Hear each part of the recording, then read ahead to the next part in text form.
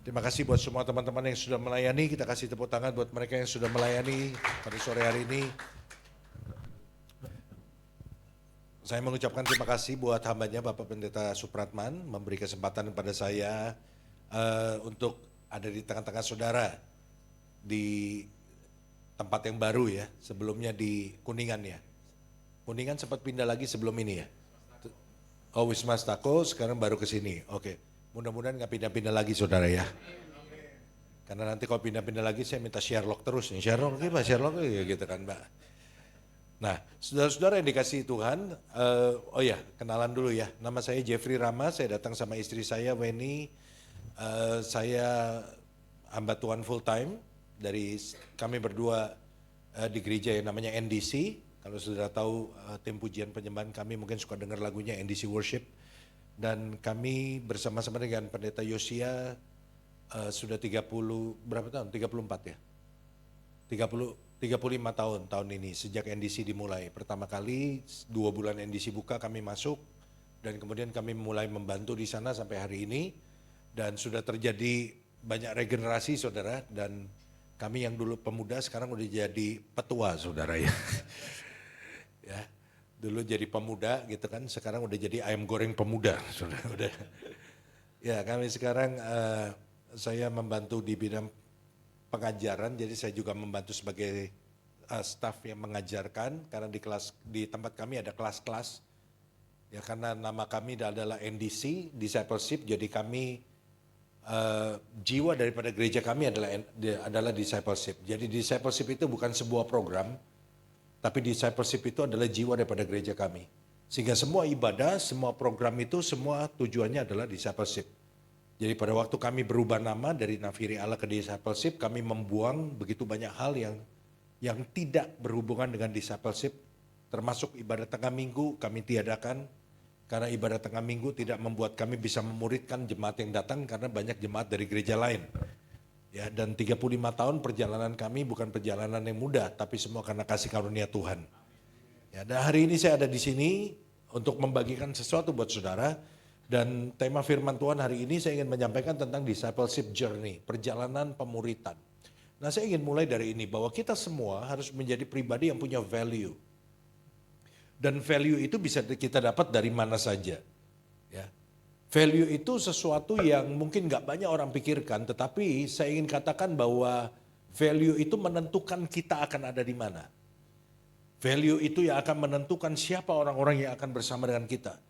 Karena kita akan berkumpul dengan orang yang satu value sama kita. Ada satu pepatah Inggris yang berkata people attracts people. Bahwa kita akan menarik orang yang sesama dengan kita. Saya dulu waktu anak saya masih kecil, tugas saya antar dia ke sekolah, kemudian jemput dia sekolah. Dan kadang-kadang kalau jemput dia sekolah, supaya saya dapat tempat parkir di dalam area sekolah, saya datang lebih pagi. Dan itu yang mengakibatkan saya mesti nunggu. Dan saya sering kali ketika udah mendekati jamnya, saya keluar dari mobil, saya nunggu di lobi sekolah. Nah di lobi sekolah itu saya termasuk makhluk langka karena banyak kan ibu-ibu saudara.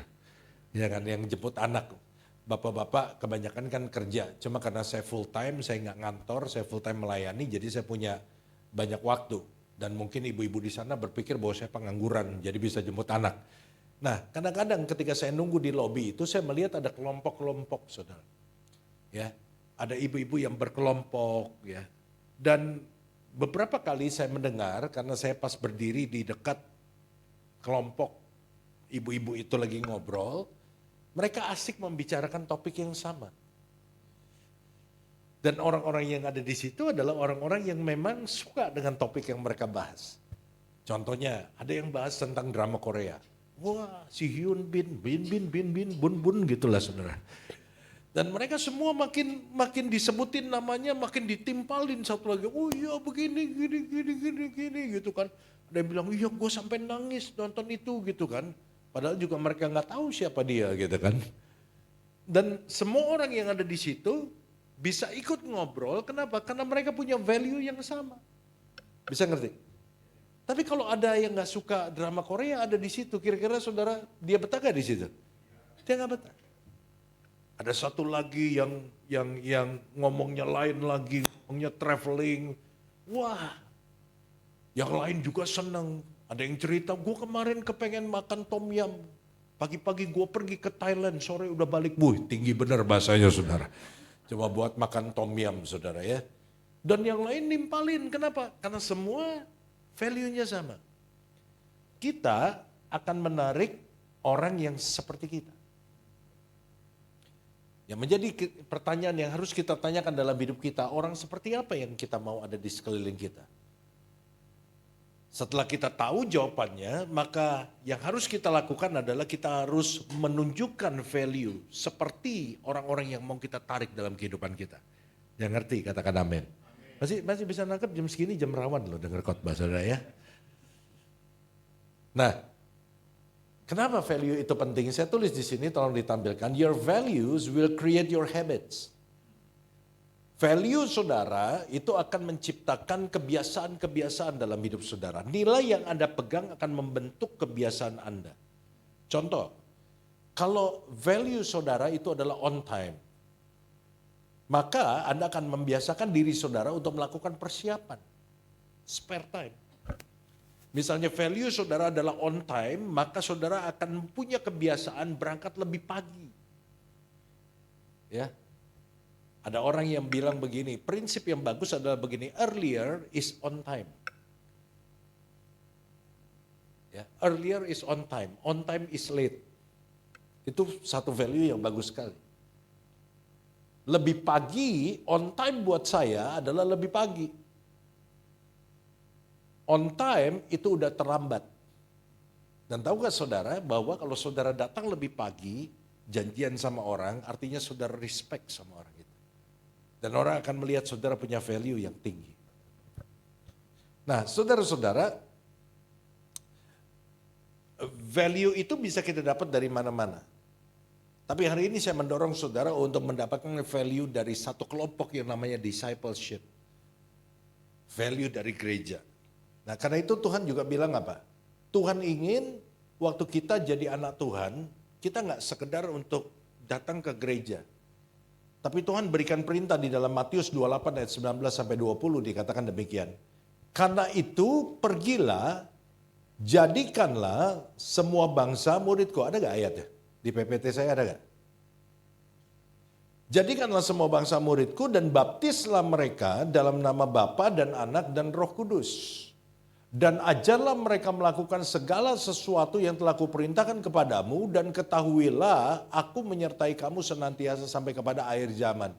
Perhatikan, Tuhan nggak bilang jadikanlah semua bangsa followerku. Tapi Tuhan bilang jadikan semua bangsa muridku. Dan mendengar kata murid bahwa kita tahu bahwa mereka bukan orang biasa. Mereka adalah orang yang dididik. Mereka adalah orang yang belajar. Banyak gereja sekarang sibuk nyari follower. Tapi mereka nggak sibuk nyari murid. Banyak gereja sekarang sibuk mencari attendance. Tapi mereka nggak sibuk mencari yang namanya members. Dan di gereja kami bedakan antara attendance dan member. Kalau ada orang nanya, berapa orang yang datang ke gerejamu? Kita tanya attendance atau member? Kalau attendance sekarang sekitar 30.000 satu hari Minggu. Kalau members kurang lebih sekitar 50%-nya. Dan yang kami maksud jadi members adalah orang yang mau dimuridkan. Jadi kami tahu exactly berapa jumlah anggota keluarga di tempat kami. Karena yang kami anggap keluarga itu adalah orang yang sudah terdaftar di dalam Komsel. Itulah yang menjadi members di tempat kami. Nah, sekarang kita mau belajar sama-sama.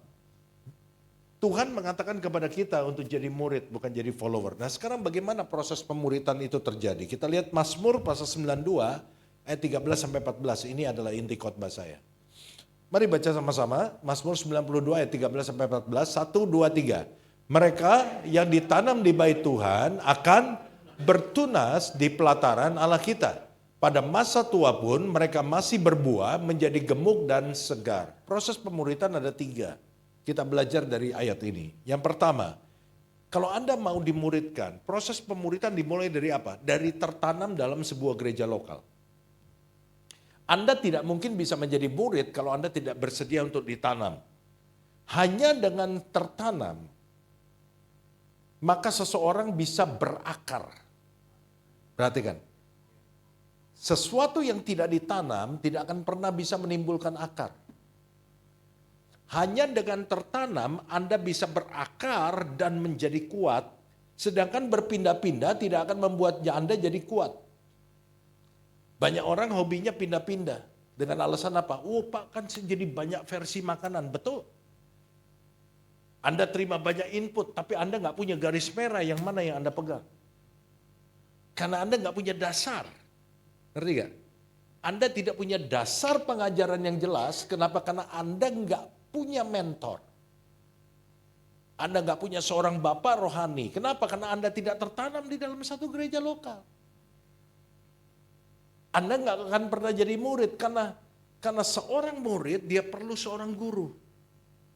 Dan dalam hal ini adalah dia perlu seorang bapak rohani. Karena itu jangan jadi gereja yang namanya Cruise Community Church. Tahu kapal cruise? Kapal cruise kan pindah-pindah kan? Banyak orang lebih senang jadi jemaat yang pindah-pindah. Terpindah ke sini, pindah ke situ, dan dia bangga. Gua hari ini gua ke JPCC lo. Gua hari ini ke NDC. Gua hari ini ke GMS. Ntar dia mati bikin ribut banyak pendeta. Pendeta bilang ini jemaat gua kemarin dia ke gereja gua dia kemarin lagi hidup dia bikin ribut, mati pun dia bikin hidup. Dan tahu surga pun tidak menerima dia. Anda mesti tertanam dalam satu gereja lokal. Oh tapi di situ enak loh, saya pindah-pindah karena di situ enak, di situ capcay, di situ puyung hai kan gitu kan, di situ hai gitu saudara. Benar, cuma saudara perlu tahu nggak semua makanan yang enak itu menyehatkan saudara. Tapi ketika saudara tertanam dalam sebuah gereja, Anda punya bapak rohani, bapak yang paling tahu apa makanan yang diperlukan anak-anak. Benar gak? Anda kasih anak saudara dikasih makan sama tetangga-tetangga tiap hari? Anak Anda datang ke saudara, mami, tante itu masak ini. Ya udah sekali boleh diajak makan di situ. Hari kedua, mami, tante itu masak ini. Yang satu puyung hai, yang satu babi kecap, yang satu usus goreng. Anda kasih tiap hari. Nah, yang paling tahu makanan yang paling sehat buat anak-anak kita adalah siapa? Adalah kita. Halo? Masih lancar peredaran darah ke otak? Masih bisa nangkap apa yang saya ngomong? Saya kasih ilustrasi ini. Kayaknya perlu banyak cerita jam-jam segini saudara ya. Ada 2 pohon kecil yang ditanam masing-masing di sebuah pot. Dan mereka ditaruh di satu ruangan dan ditempatkan bersebelahan. Sebut aja pohon A sama pohon B. Ya. Dan satu hari pemilik tanaman itu membawa sebuah pot baru. Yang jauh lebih bagus. Warnanya lebih menarik yang ditaruh di ruangan itu. Dan kemudian pohon A bilang sama pohon B. Pot itu lebih bagus dari kita. Saya mau pindah ke situ. Tapi si pohon B bilang apa? Terserah kalau kamu mau pindah, aku akan tetap di sini. Dan kemudian si pohon A pindah ke pot yang baru. Wah, dia menikmati pot yang baru, dia ngeledek si B. Pot kamu jelek, lihat pot saya colorful. Dan kemudian beberapa hari kemudian yang punya tanaman itu bawa pot baru lagi. Yang lebih bagus dari pot yang ditempatin nama si pot A. Kemudian pot A bilang, lihat B, ada pot yang baru, aku akan pindah ke sono. Udah kamu pindah ke tempat saya aja. Pot saya yang lama juga lebih bagus dari kamu. Si B bilang, no, I will stay here. Dia bilang, saya akan tinggal di tempat ini. Si tanaman A pindah lagi ke pot yang baru. Beberapa hari kemudian yang punya tanaman kasih pot lagi yang baru lagi, yang lebih bagus lagi. Demikian pula setiap kali ada pot yang baru, si A berpindah-pindah. Saudara bingung ya, kok pot bisa pindah-pindah ya tanaman ya?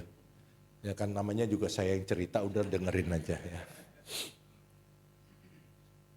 Sampai akhirnya satu hari si pemilik tanaman itu bawa pot baru persis ditaruh di sebelah tanaman si B. Dan saudara tahu apa yang tanaman A lakukan? Dia pindah lagi ke pot yang baru. Dan kali ini posisinya kembali persis di sebelah tempatnya si B. Dan pada waktu dia ngelihat si B, dia kaget. Karena si B nggak seperti dulu. Si B yang dulu pertama kali sama dengan dia, begitu dia lihat sudah berubah. Kok dia lebih besar? Kok dia lebih tinggi? Kok tiba-tiba daunnya begitu banyak? Kok gua belum kayak dia, padahal dulu kita masuknya bareng-bareng. Terus kemudian dia tanya sama si B, kenapa kamu bisa begini? Kan kita di satu ruangan yang sama, kita dulu mulainya bareng-bareng, tapi kenapa kamu bisa sampai kayak begini? Kamu bisa tinggi, kamu bisa gede batangnya, kamu bisa punya daun yang banyak, sedangkan gua masih begini-begini. Si B bilang apa? Karena kamu gak mau tertanam, sehingga kamu gak bisa berakar. Selama engkau tidak berakar dengan kuat, engkau tidak akan pernah bisa bertumbuh dengan tinggi. Halo? Karena akar itu menentukan pertumbuhan. Kalau saudara pindah-pindah, saudara nggak akan bertumbuh. Saudara akan bingung dengan pengajaran. Yang satu bilang Tuhan Yesus datang di awan-awan. Yang satu bilang Tuhan Yesus datang kayak Superman pakai sayap. Yang satu bilang Tuhan Yesus datang tanggal segini. Yang satu bilang begini. Saudara nggak tahu mana yang benar. Halo? Saudara tidak akan bertumbuh, tapi saudara akan keracunan. Bisa ngerti maksud saya? Dan saudara nggak tahu mau nanya sama siapa. Karena saudara tidak pernah mengangkat satu orang sebagai bapak rohani saudara. Sebagai jangkar bahwa kalau ada apa-apa, saya akan dengerin orang ini. Kalau saya dengar apa-apa, saya akan tanya sama orang ini. Kenapa? Karena dia bapak rohani saya. Karena gereja ini tempat saya tertanam. Saya akan pegang value dari gereja ini. Makanya orang yang pindah-pindah gereja nggak punya value. Ya kan? Ada yang keluarin batu dari tangan, dia ngikut. Saya bingung buat apa itu batu. Ya kan? Dan bangga. Oh, gereja gua pendetanya bisa keluarin batu. Saya bilang nggak bisa dijual. Nggak ada nilainya. Coba suruh dia keluarin emas dong. Kita nggak punya value yang tetap, dan itu bahaya, saudara. Nah, saudara-saudara, ada sebuah pohon bisa ditampilin. Ada sebuah pohon di Yakushima, Jepang, namanya Jomonsugi. Saudara mungkin nggak pernah lihat pohon ini, saya juga nggak pernah lihat, tapi saya dapat cerita ini. Pohon ini ternyata begitu terkenal, saudara, karena UNESCO menetapkan pohon ini sebagai pohon tertua yang pernah ada di bumi. Yang diperkirakan usianya 5.000 tahun. Nah, kenapa pohon ini bisa berdiri sampai 5.000 tahun? Tentu kita tahu karena pohon ini punya akar yang kuat. Sehingga dia bisa stand firm 5,000 years. Kenapa pohon ini bisa berakar dengan kuat? Karena dia nggak pernah dipindah-pindah. Bisa nangkap maksud saya? Karena dia nggak pernah dipindah-pindah. Sehingga akibatnya apa? 5.000 tahun itu membuat dia bisa berakar dengan kuat. Dan mungkin kalau digali di tanah, akarnya udah bisa kemana-mana sudah. Dan itu yang membuat dia tahan di dalam berbagai cuaca. Ada angin dia bisa tetap berdiri teguh, ada badai dia tetap bisa berdiri. Kenapa? Perhatikan, akar yang kuat itu akan menentukan kekuatan saudara. Akar akan menentukan kekuatan saudara. Makanya banyak orang Kristen terombang-ambing. Alkitab bilang dengan pengajaran yang sana sini. Kenapa? Karena mereka nggak berakar. Mereka gampang ikut ke sana ke sini. Karena itu saya mau katakan kepada saudara, saudara nggak akan pernah bisa jadi orang Kristen yang kuat kalau saudara tidak tertanam dalam satu gereja lokal. For sure, pasti. Saudara nggak akan bisa jadi orang Kristen yang kuat. Yang kedua, Alkitab bilang apa? Oke, saya ngomong ini dulu. Tertanam itu membutuhkan komitmen dan tanggung jawab. Banyak orang takut tertanam dalam satu gereja lokal karena takut untuk berkomitmen. Tapi perhatikan, ini penting. Sesuatu yang tidak diikat dengan komitmen tidak akan berjalan dengan baik. Ngerti gak? Bayangin kalau kawin gak ada komitmen. Pendeta bilang sekarang tiba saatnya mempelai pria dan wanita saling mengucapkan janji nikah. Dua-duanya bilang nggak mau. Mau pusing kan? Kenapa? Karena kita nggak mau komitmen. Nggak mungkin. Kerjasama yang tidak diikat dengan komitmen, itu nggak akan berjalan dengan baik. Betul nggak? Kenapa komitmen itu bisa membuat kita berjalan dengan baik? Karena komitmen itu adalah pagar yang menjaga kita. Yang membuat kita merasa aman.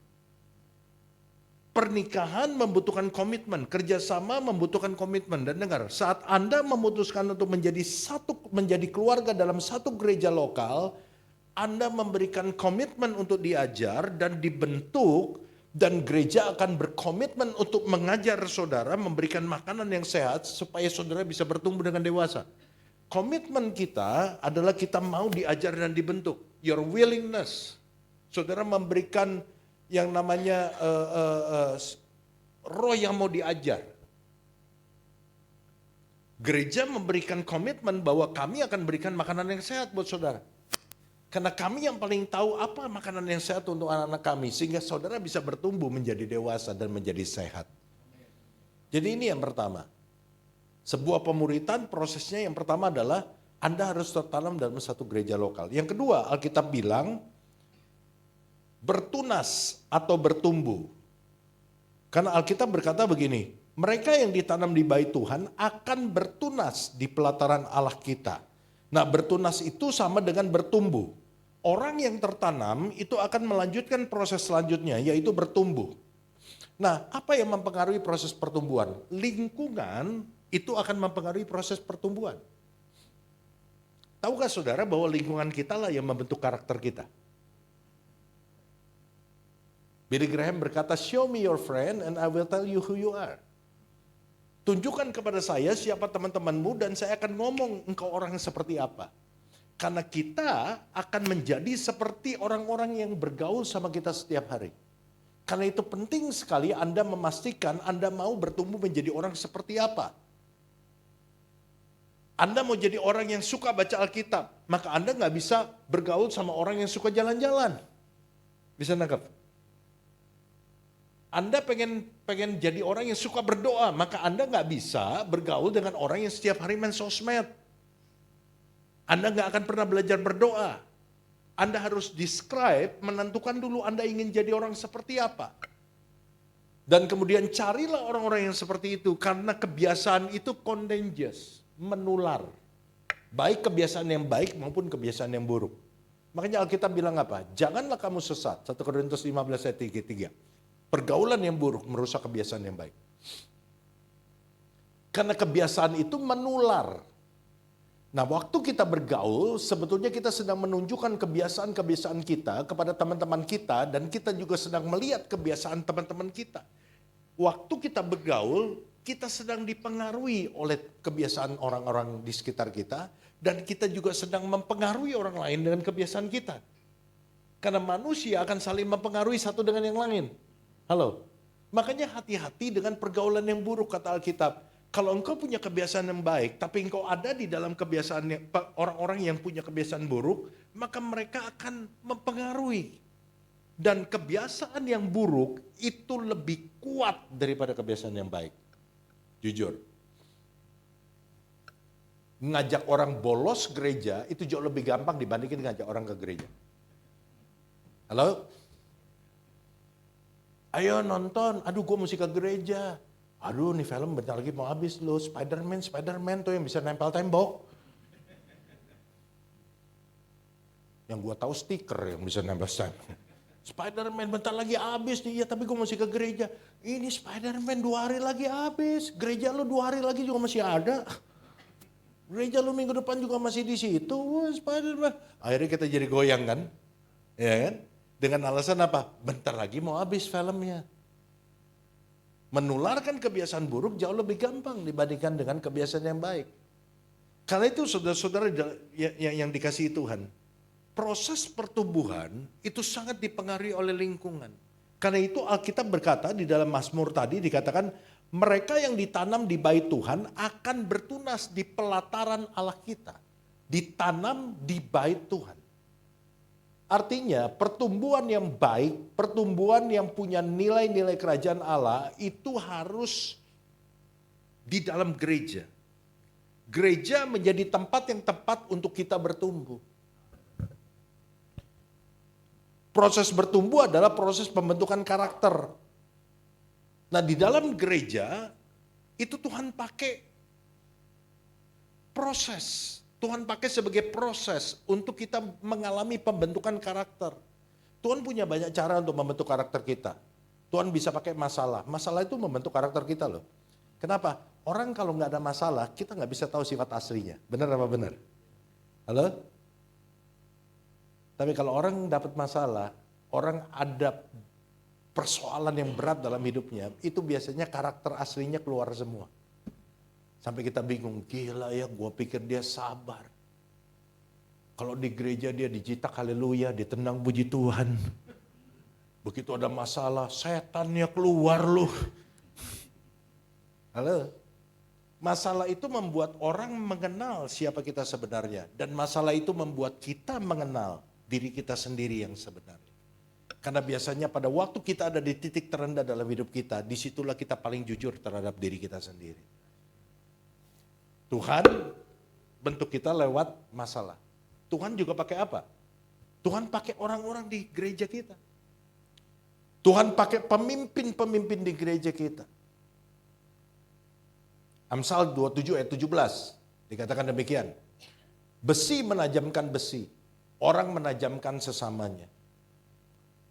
Kapan Tuhan bentuk kita dalam gereja? Kapan orang menajamkan kita? Waktu kita melayani Tuhan.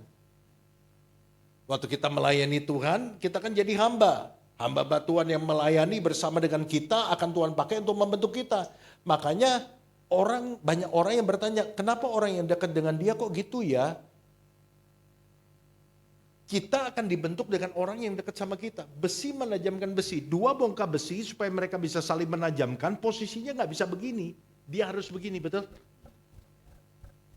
Dua orang untuk bisa saling menajamkan, nggak bisa Tuhan pakai orang yang jauh. Tuhan pakai orang yang dekat sama kita. Siapa? Gembala kita. Siapa? Ketua komsel kita. Siapa? Teman-teman sepelayanan kita. Itu Tuhan pakai di gereja untuk membentuk karakter kita. Karena itu saudara nggak boleh cukup duduk diam di dalam gereja. Anda harus bertumbuh dengan cara apa? Pelayanan dong. Kenapa mesti melayani? Supaya Anda bergesekan dengan orang lain. Karena hanya Anda dengan bergesekan dengan orang lain, Anda bisa lebih tajam. Halo? Pisau kalau nggak diasah, nggak bisa tajam. Walaupun waktu diasah, kalau dia bisa teriak, sakit nggak? Sakit loh, sakit loh. Kalau dia bisa teriak, kalau dia punya perasaan, dia akan teriak, udah cukup. Apalagi sekarang alat asap pisau itu bukan cuma batu. Saya beli yang modelnya di seret, gitu, tahu ya? Yang alatnya murah, 2 kali pakai udah tumpul. Terus saya komplain, kemudian yang adminnya bilang, murah mau bagus. Saya nggak jadi marah, saya bilang, iya juga ya. Saya juga kalau jadi penjual, saya akan ngomong gitu, murah mau bagus. Kalau mau bagus beli mahalan dong gitu kan. Iya logis juga sih gitu. Kalau besi itu, kalau pisau itu bisa ngomong, dia akan teriak. Tapi saudara lihat, jangan lihat prosesnya, tapi lihat hasilnya. Begitu selesai diasah, pisau ini menjadi useful banget, betul? Saudara akan buang pisau yang lain. Kenapa? Yang ini nomor 1. Saudara pakai potong daging setipis. Lihat gak? Ini daging gua potong. Mana dagingnya? Oh lu gak bisa kelihatan. Saking tipisnya gak kelihatan saudara. Padahal gak kepotong sama dia saudara ya. Tapi karena dia yakin dengan pisau itu dia bilang udah kepotong. Saking tipisnya gak kelihatan. Pisau ini gampang dipakai dan berguna, sangat berguna untuk hal-hal yang penting. Karena itu saudara-saudara pelayanan. Setelah saudara tertanam, bagaimana untuk saudara bertumbuh, bertunas? Saudara mesti melayani. Bertunas itu dibersihkan. Alkitab bilang ranting yang gak berbuah, coba kita baca Yohanes 15 ayat 2. Setiap ranting padaku yang tidak berbuah dipotongnya, dan setiap ranting yang berbuah dibersihkannya supaya lebih banyak berbuah. Proses bertunas itu adalah proses di mana saudara dibersihin, supaya saudara lebih banyak berbuah. Saya kasih satu cerita. Siapa yang tahu Duren Musangking? Wah, nggak usah katakan lah. Saya yakin tahu semua muka-mukanya. Muka-muka doyan Musangking, tapi Belinya montong, saudara. Karena lebih murah daripada musangking. Nah, banyak orang bilang musangking itu adalah durian paling enak. Dan itu yang kita kenal. Ya. Tetapi gak banyak orang yang tahu bahwa ada durian yang levelnya di atas musangking. Dan lebih mahal. Namanya The King of King. Bukan judul film, saudara. Ini tipe durian. Dan gak banyak orang tahu karena gak masuk juga di Indonesia. Nah, apa yang beda? Perhatikan. Bibit musangking dan The King of King itu berasal dari bibit yang sama. Yang membedakan apa? Proses. Perhatikan. Proses akan membedakan saudara dengan orang lain. Proses akan membedakan saudara dengan orang lain.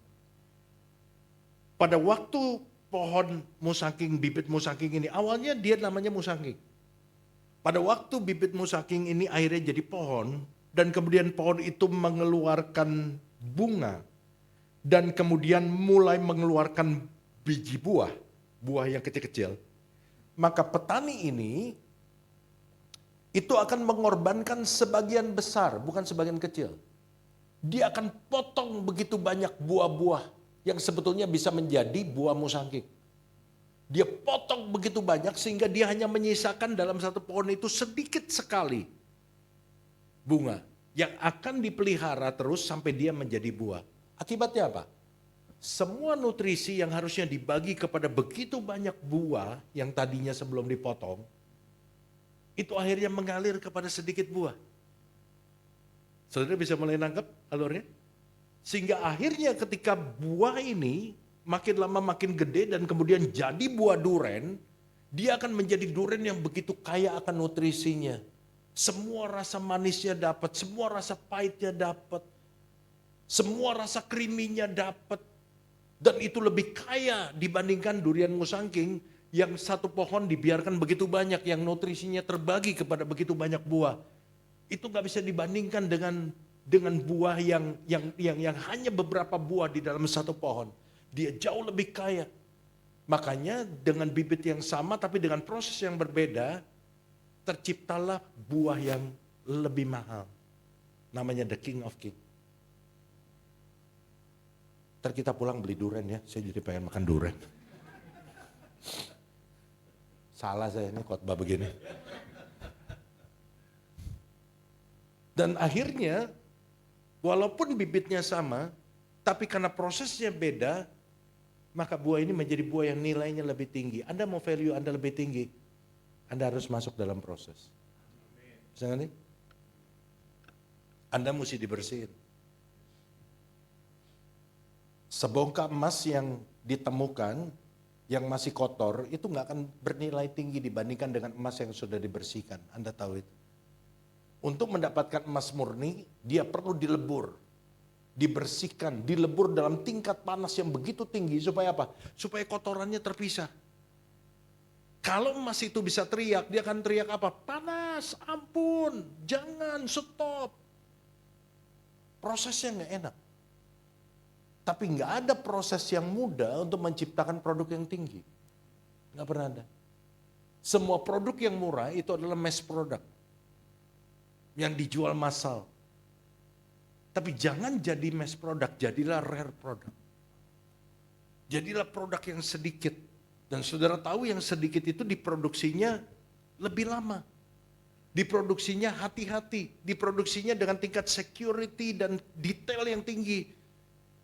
Memakan waktu lebih lama, tetapi apa? Dijual dengan harga yang lebih tinggi. Dan juga dicari orang. Saudara pilih mau yang mana? Nah, saya tulis di sini begini, kita tidak bisa bertumbuh dalam kesendirian. Kita memerlukan orang lain untuk bertumbuh. Karena itu saudara mesti melayani di gereja. Dengan satu konsep, melayani membuat saya bertumbuh karakternya. Melayani membuat saya lebih tajam karakternya. Karena saudara tahu waktu saudara melayani, saudara tahu saudara akan bergesekan dengan orang lain. Melayani membuat saya menjadi orang yang rendah hati. Walaupun saudara di kantor, saudara biasa merintah orang, saudara pimpinan, saudara punya 200 karyawan. Tapi pada waktu saudara di gereja, saudara punya atasan. Engkau belajar tunduk pada atasan. Engkau diperintah, dikasih perintah, dikasih arahan. Di situ kita melatih yang namanya humbleness. Proses. Tapi itu menjadikan saudara punya value. Yang ketiga, yang terakhir ya, udah capek juga saya. Ini khotbah saya keempat ini. Yaitu proses berbuah. Setelah kita tertanam, kemudian kita bertunas, kita dibersihkan, akhirnya kita akan berbuah. Berbuah itu artinya apa? Nggak tahu, ada nggak di PPT saya? Nah, ada. Berbuah artinya apa? Hidup kita berguna atau bermanfaat, menjadi berkat untuk orang lain dan berdampak positif sehingga memuliakan nama Tuhan. Saudara, buah tidak pernah menikmati dirinya sendiri. Halo? Buah tidak pernah bisa menikmati dirinya sendiri. Buah itu selalu dinikmati oleh orang lain. Betul tidak? So kalau saudara ingin menjadi orang yang berdampak, saudara harus bersedia untuk melepaskan sesuatu. Karena kita nggak akan pernah berdampak selama kita mengingini sesuatu. Kita hanya bisa berdampak ketika kita punya willingness, bersedia untuk melepaskan sesuatu. Not getting something, but releasing something. Bukan mendapatkan sesuatu. Orang yang mau jadi dampak, dia nggak bisa bilang it's all about me. Pokoknya yang penting saya kaya, pokoknya yang penting saya terkenal, pokoknya yang penting saya ini. Enggak. Orang yang berdampak, dia akan selalu siap untuk melepaskan sesuatu buat orang lain. Karena buah itu bukan menikmati dirinya sendiri. Buah ada untuk dipotong. Supaya orang lain mau bisa menikmati. Berbuah bicara menjadi dampak. Hidup yang paling menyedihkan, definisinya Pastor Jeffrey Rama, hidup yang paling menyedihkan adalah selama kita hidup, orang lain gak pernah merasakan dampak dari hidup kita. Sehingga orang lain waktu kita mati dia bilang apa? Dia ada dan tidak ada, gak ada bedanya buat gua. Pertanyaan kita, siapa yang nangis waktu saudara mati? Waktu kita lahir semua orang tertawa, tapi itu gak penting. Yang lebih penting adalah waktu kita mati, siapa yang nangis? Karena kita gak ada lagi di dunia.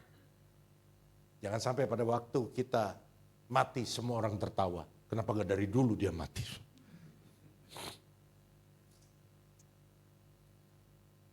Buat saya sukses bukan bicara tentang apa yang kita miliki. Buat saya orang sukses adalah dilihat dari apa yang dia lepaskan untuk menjadi berkat buat orang lain. Orang tidak akan mengingat betapa suksesnya Anda. Percaya dah, orang akan melupakan. Saya tanya sama saudara. Siapa orang terkaya 10 tahun yang lalu? Nggak ada yang tahu kan? Kenapa? Karena mereka nggak berbuat sesuatu buat Anda. Pertanyaan saya yang kedua, siapa orang yang pernah menolong Anda? Anda bisa sebutkan nama demi nama. Dan mungkin kejadiannya udah 20 tahun yang lalu. Mungkin kejadiannya udah 15 tahun yang lalu. Tapi kenapa saudara masih mengingat? Sedangkan saya tanya 10 tahun yang lalu saudara nggak ingat. Tapi saudara bisa mengingat dan menyebutkan nama orang 15 tahun lalu, 20 tahun lalu. Kenapa? Karena yang 15 tahun, 20 tahun yang lalu itu berbuat sesuatu buat Anda. Bisa nangkap bedanya? So jangan cari untuk bagaimana jadi kaya.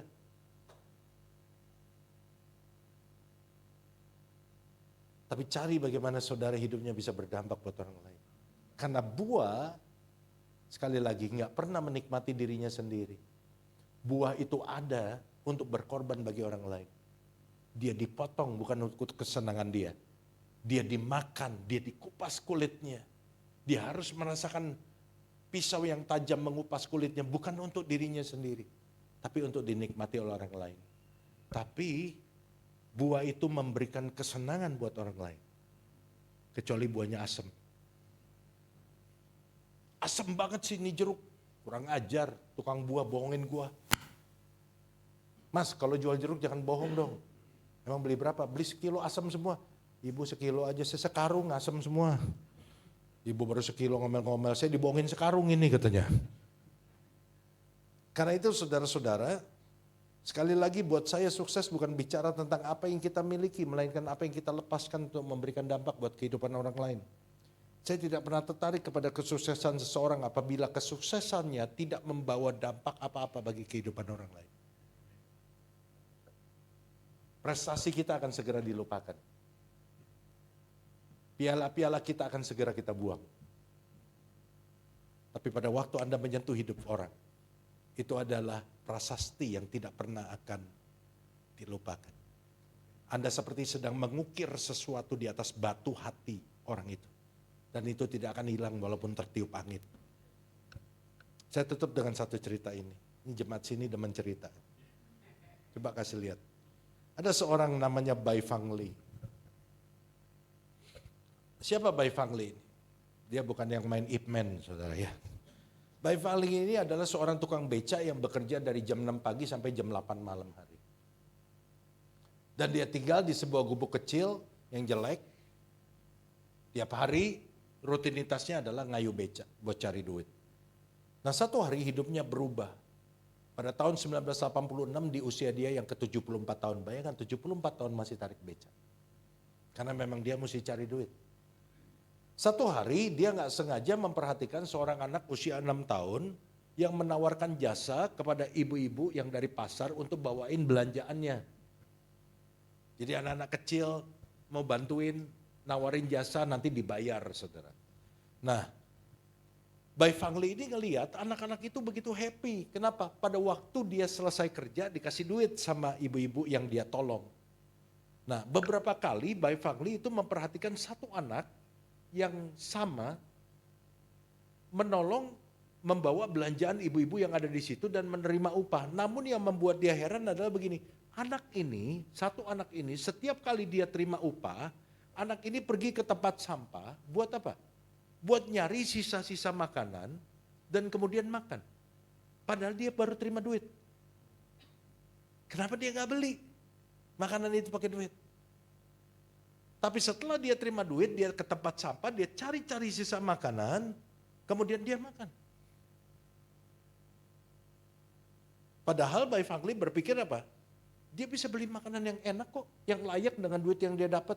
Nah, saudara-saudara, satu kali dia nyamperin anak itu. Karena anak itu selalu melakukan yang sama. Dia selalu mencari makan di tempat sampah.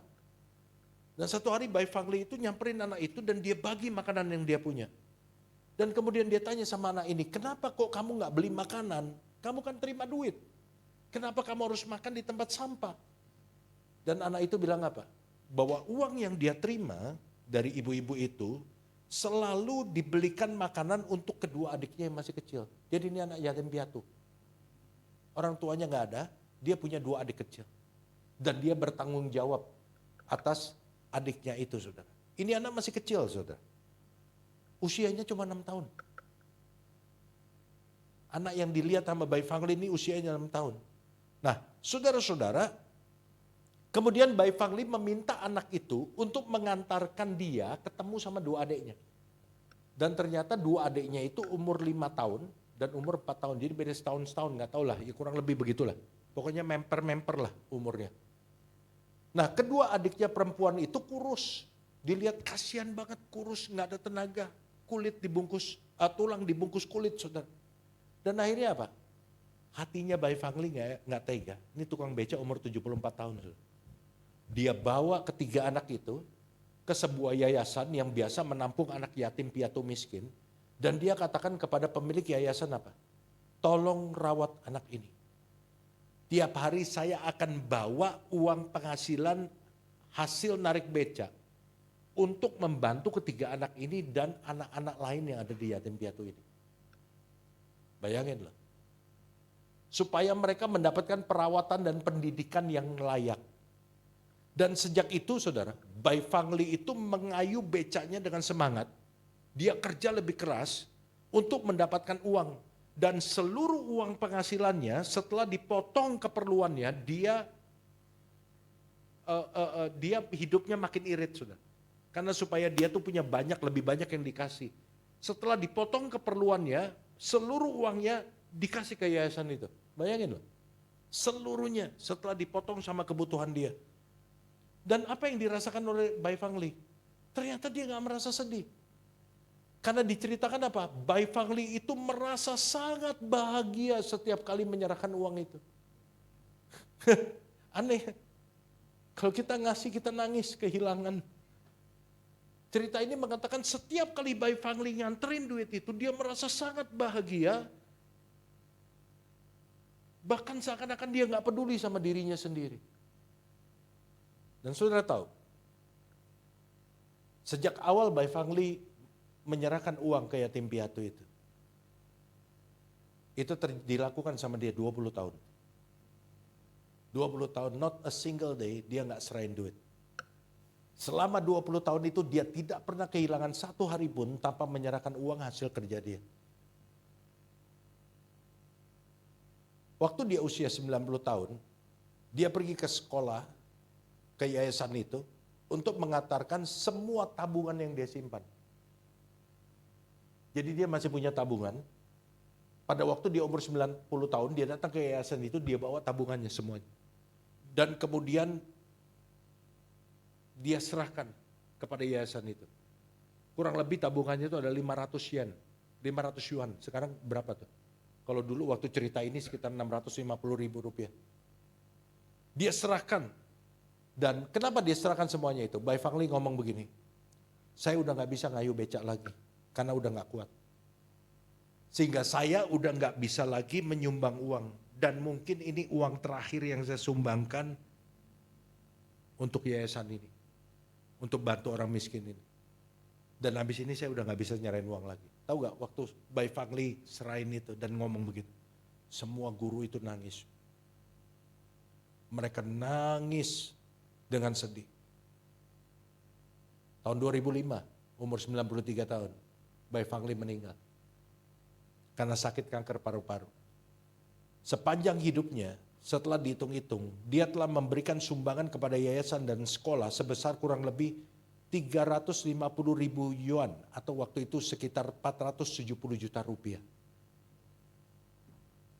dari hasil mengayuh beca. Maka setelah Bai Fangli itu meninggal, warga itu membangun sebuah monumen yang dinamakan Monumen Bai. Dan semua guru-guru memberikan penghormatan terakhir kepada dia. Saudara-saudara, tahun 2005 dia meninggal. Sekarang tahun 2026. 21 tahun. Tapi saya masih cerita ini. Kenapa? Karena orang ini memberikan dampak. Dan akan selalu diingat. Dia bukan orang yang punya kekayaan yang luar biasa. Tapi saudara gak perlu kaya untuk jadi dampak. Saudara perlu kerinduan. Saudara perlu visi yang jelas bahwa saya ada di dunia ini untuk memberikan buah. Ayat terakhir, Yohanes 15 ayat 8. Ini yang akan terjadi kalau saudara memberi dampak. Yohanes 15 ayat ke-8 kita baca sama-sama. 2, 3. Dalam hal inilah Bapakku dipermuliakan, yaitu jika kamu berbuah banyak, dan dengan demikian kamu adalah murid-murid. Bagaimana orang tahu kita disciple-nya Tuhan? Kalau kamu berbuah banyak. Ciri dari seorang murid, hidupnya berbuah. Dia tahu bahwa dia tidak hidup untuk dirinya sendiri. Dia sangat menyadari kalau berbuah artinya berkorban untuk orang lain. Tapi dia tahu juga dengan dia berbuah, dia akan meninggalkan legacy buat orang lain.